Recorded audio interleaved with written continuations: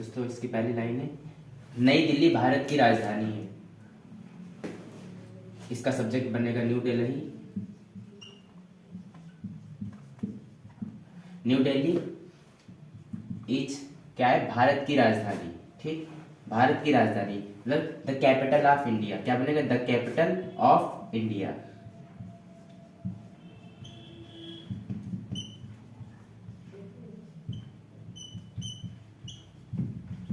ठीक, क्या बनेगा, new Delhi is the capital of India.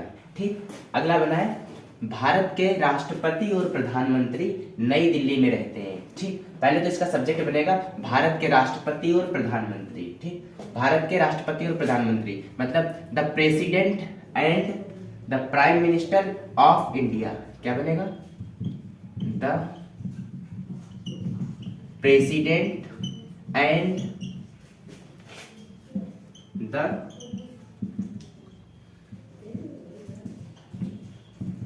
Prime minister of India. The president and the prime minister of India क्या करते हैं, नई दिल्ली में रहते हैं। दोस्तों ये प्रेजेंट इंडेफिनिट का टेंस है। ठीक, तो यहाँ पर तो ये प्लूरल हो गया। क्या बनेगा, इसमें तो अफर्मेटिव में इसमें कोई हेल्पिंग वर्ब होती नहीं है, तो लीव। कहाँ, नई दिल्ली में, इन न्यू दिल्ली। ओके, अब आते हैं तीसरे सेंटेंस पर। क्या है, नई दिल्ली में लाल किला और कुतुब मीनार प्रसिद्ध ऐतिहासिक इमारत है। ठीक, देखो नई दिल्ली में मतलब ये तो सेंटेंस के लास्ट में इन न्यू दिल्ली कर देंगे। ठीक, पहले तो इसमें सब्जेक्ट ढूंढते हैं। सब्जेक्ट क्या है, लाल किला और कुतुब मीनार। ठीक, लाल किला और कुतुब मीनार को हम सब्जेक्ट बनाते हैं, तो बनेगा the red fort and Qutub Minar.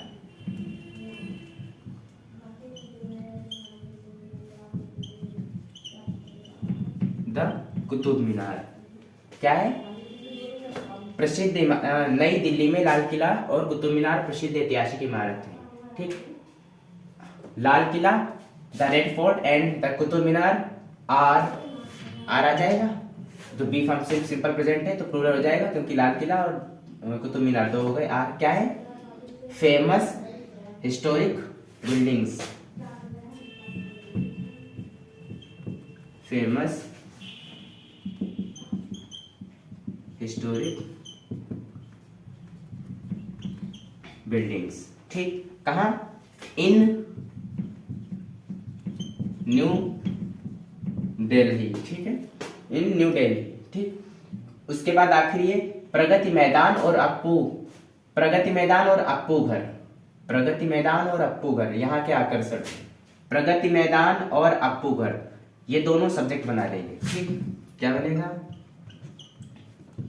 Pragati Maidan. Translate नहीं करेंगे, ऐसे ही लिख देंगे इसे। ठीक है, प्रगति मैदान एंड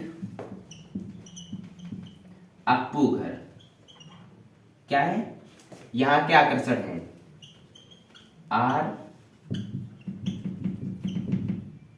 अट्रैक्शन, यहाँ के आकर्षण। फिर वैसे ही मिलेगा जैसे यहाँ पर द कैपिटल ऑफ इंडिया बना था, वहीं पर देखना अट्रैक्शन ऑफ हेयर। अच्छा, यहाँ पर हेयर का मतलब पता क्या है, हेयर का मतलब यही नई दिल्ली। ठीक है, न्यू दिल्ली, भाई ये सब न्यू दिल्ली के तो अट्रैक्शन ऑफ अट्रैक्शन है, आकर्षण है। ठीक, तो यहाँ पर हेयर के यहाँ पर न्यू दिल्ली भी कर सकते हैं। ठीक, ये आपकी पहली एक स्टोरी। ठीक, ये 2020 पे जो है हाई स्कूल के बोर्ड एग्जाम में पूछी गई स्टोरी है, बहुत सिंपल है। ठीक, इसके बाद दूसरी स्टोरी को देखते हैं।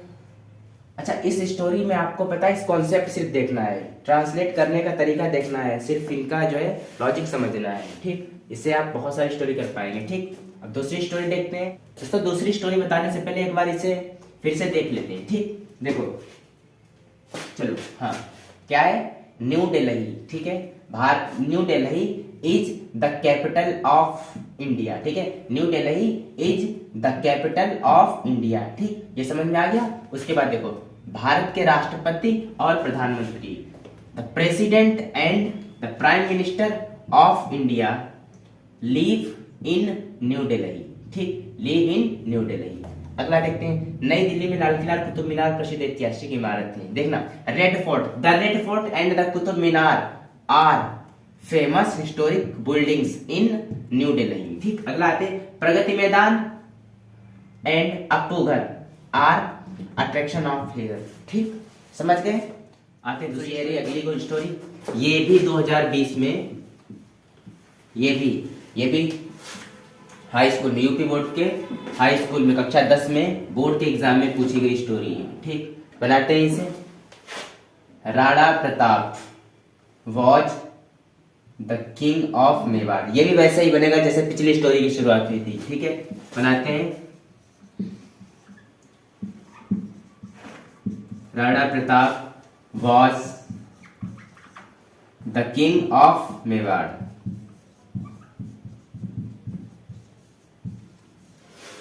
द किंग ऑफ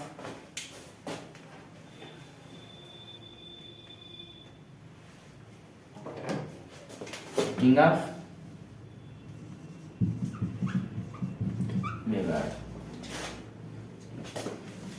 अपने देश की स्वतंत्रता के लिए। अच्छा, ये देखो, ये सेंटेंस में बिल्कुल लास्ट में बनाएंगे। ठीक है, क्यों? क्योंकि प्रीपोजिशन फॉर के बाद ये बना देंगे, for the freedom of his country. ऐसे ही बनाएंगे ना, जैसे ये बनाते हैं ना द किंग ऑफ मेवाड़, वैसे ही बनाएंगे the freedom of his country. ठीक, for the freedom of his country. पहले तो इसमें हमें सब्जेक्ट पहचानना है। जब तक हम सब्जेक्ट नहीं पहचान सकते तब तक हम सेंटेंस को बना ही नहीं सकते। ठीक, सब्जेक्ट क्या है? उन्होंने अनेक कष्ट सहे। उन्होंने, यही सब्जेक्ट है। ठीक, ही क्या किया?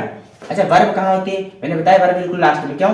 ये है क्या? ये पास्ट इंडेफिनिट। ये पास्ट इंडेफिनिट का अफर्मेटिव है। पास्ट इंडेफिनिट के अफर्मेटिव में कोई हेल्पिंग वर्ब नहीं होती है। ठीक, उन्होंने क्या किया? कष्ट सहे। कष्ट सहना, यहाँ पर क्रिया क्या है? कष्ट सहना। कष्ट सहने को सफर होती है, और पास्ट इंडेफिनिट के अफर्मेटिव में हमेशा वर्ब की जो है सेकेंड फॉर्म यूज होती है। तो ही सफर्ड। सफर्ड वाला होता है कष्ट सहना। अनेक, सफर्ड में अनेक मतलब सफर्ड ए लॉट। ठीक, ही सफर्ड ए लॉट। उन्होंने अनेक कष्ट सहे। किसके लिए? फॉर, अभी बताया था, फॉर क्या? The freedom of his country. He suffered a lot for the freedom of his country. ठीक, he suffered a lot the freedom of his country. अगला क्या है? अकबर की सेना ने उन्हें हल्दी घाटी के युद्ध में हरा दिया। यहां पर सब्जेक्ट क्या बनेगा? अकबर की सेना। ठीक, ये नियम भी हमने पढ़ाया है। कैसे बनेगा? अकबर्स आर्मी, ये भी हमने बताया है। अपोस्ट्रोफी ये जो एस कब लगता है। ठीक, कब ऐसे सब्जेक्ट बनते हैं। ठीक, अकबर की सेना ने क्या किया? अकबर की सेना ने, देखो सब्जेक्ट मिल गया। ठीक, ये भी पास्ट इंडेफिनिट ही है, पास्ट इंडेफिनिट का अफर्मेटिव है। सब्जेक्ट मिल गया, हेल्पिंग वर्ब तो होगा नहीं, सीधे वर्ब पर जाते हैं। वर्ब आपको बिल्कुल लास्ट में मिलेगी। हरा दिया, हरा दिया, हराने की होती है डिफीट, लेकिन ये पास्ट इंडेफिनिट का अफर्मेटिव है, इसमें सेकंड फॉर्म डिफीटेड। हरा दिया किसे? उन्हें। Defeated him. किसमें हरा दिया? हल्दी घाटी के युद्ध में। हल्दी घाटी के युद्ध में, देखो हल्दी घाटी के युद्ध में, यहां पर प्रीपोजिशन देखो, वहां पर फार के बाद मिल गया था, यहां पर इन the battle of Haldi Ghati. In the battle of Haldi Ghati. In the battle of Haldi Ghati. समझ में आ रहा है? इन the battle of Haldi Ghati. क्या बनेगा आगे? वे जंगलों में रहने लगे। वे जंगलों में रहने लगे। अच्छा, इसका पता सेंटेंस तो ये हुआ कि उन्होंने जंगल में रहना शुरू कर दिया। ठीक, ये सेंटेंस बनेगा। ठीक, कैसे बनेगा? He started. ही स्टार्टेड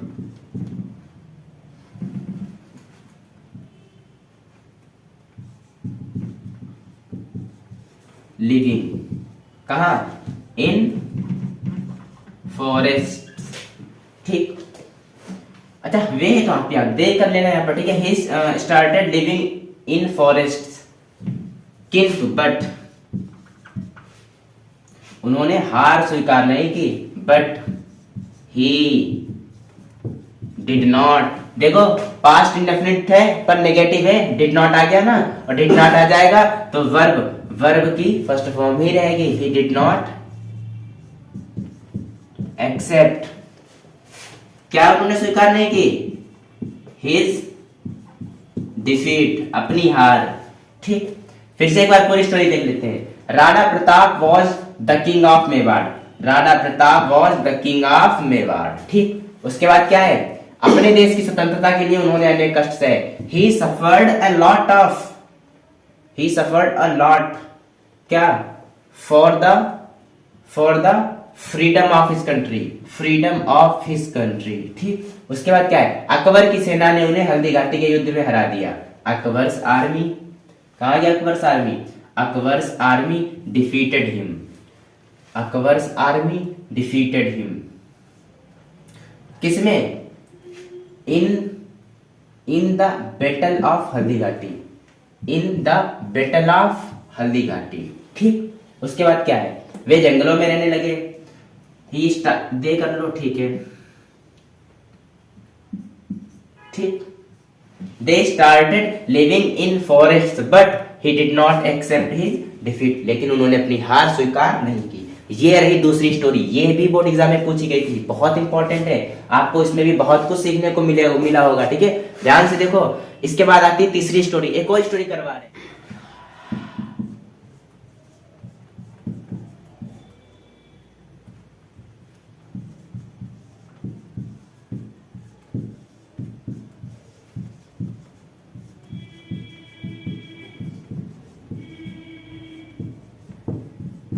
तो ये अगली स्टोरी है आपकी। ठीक, ये भी 2020 के एग्जाम में पूछी गई थी। ठीक, चलो इस स्टोरी को बनवाते हैं। चलो, ठीक, हाँ देखते हैं क्या है। प्रयागराज एक प्राचीन ऐतिहासिक नगर है। बिल्कुल सिंपल। Prayagraj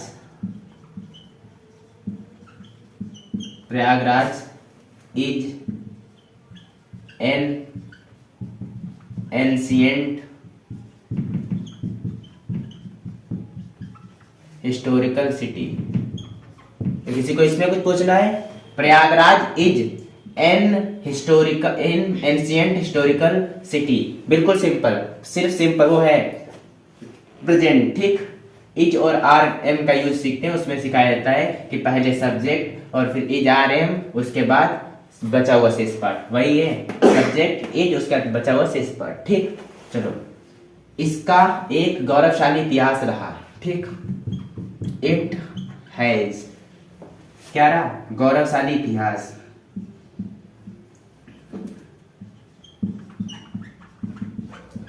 glorious history. हाँ, प्रयागराज की स्पेलिंग, चलो सही कर लेते हैं इसे।